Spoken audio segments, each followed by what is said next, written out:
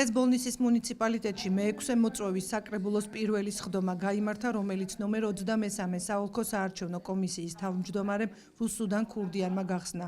აღსანიშნავია, რომ საკრებულო ქართული ოცნება დემოკრატიული საქართველოს მიერ წარდგენილი კანდიდატებით დაკომპლექტდა. ბოლნისის ახლად არჩეულ საკრებულოზე დეპუტატებმა ფარული კენჭისყრით საკრებულოს თავმჯდომარედ გიორგი სვანიძე აირჩიეს, ხოლო მოადგილეებად ხმათა უმრავლესობით გიორგი მირიანაშვილის, ნონა რეხვიაშვილის და იმრან გასიმოვის კანდიდატურას დაუჭირეს მხარი. ასევე დღევანდელ სხდომაზე დეპუტატებმა მუდმივ მოქმედი კომისიების თავმჯდომარეებიც აირჩიეს.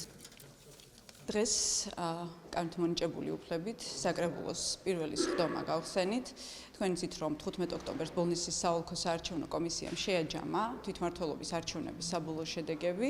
შესაბამისი აქტის გამოქვეყნებიდან 2 კვირის თავზე უკვე იკრიბება ახალი მოწვევის საკრებულო და დღეს შესაბამისად გავხსენით საკრებულოს პირველი სხდომა. ვუსურვებ საკრებულოს თითოეულ წევრს წარმატებას ქვეყნის განვითარების საქმეში და თითოეული მოქალაქის კეთილდღეობისთვის გაწეულ საქმიანობაში. ძალიან დიდ მადლობას ვუხდი საკრებულოს წევრებს გამოცხადებული ნდობისთვის.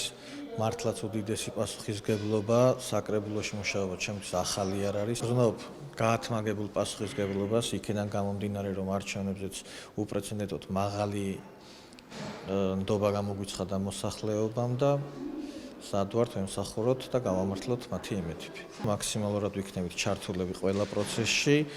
თითოეულ ჩვენთაგანი წარმოადგენს აქ ხალხის ხმას პირდაპირ მნიშვნელობით, იმიტომ რომ ჩვენ ხალხმა გამოგვიცხადა ნდობა.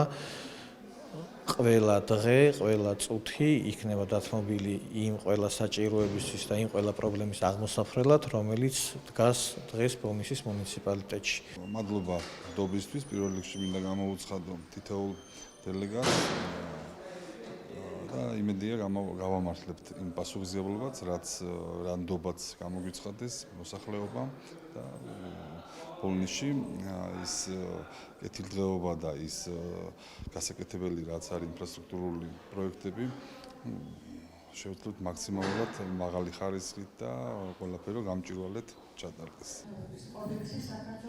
ბოლნისის მუნიციპალიტეტის საკრებულოს სრული კანონის დაცვით 30 ოქტომბრიდან შეუდგა უფლებამოსილების შესრულებას, რომელსაც ქართული ოცნება დემოკრატიული საქართველო და ფრაქცია ხალხის ძალა უხელმძღვანელებს. ახლად არჩეულ საკრებულოს ბოლნისის მუნიციპალიტეტის მერი ზამურ ჭიტანავა ესწრებოდა.